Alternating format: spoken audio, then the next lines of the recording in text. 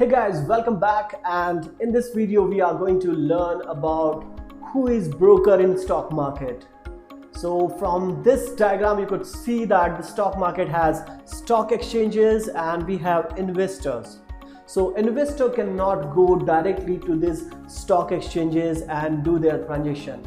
They need a mediator party between a stock exchange and investors, and that mediator party is called brokers. Brokers are authorized person from the stock exchange, and they provide DMAT account facilities to their investors so that they can invest in stock market through that DMAT account. DMAT account is our next topic in next video. So we are going to learn all about DMAT account in next video, but for now, right now, we would just understand who is broker. So broker are the people or the firm who are mediator party between stock exchange and investors, and they provide DMAT account facilities so that investor can invest into stock market's listed company through that DMAT account.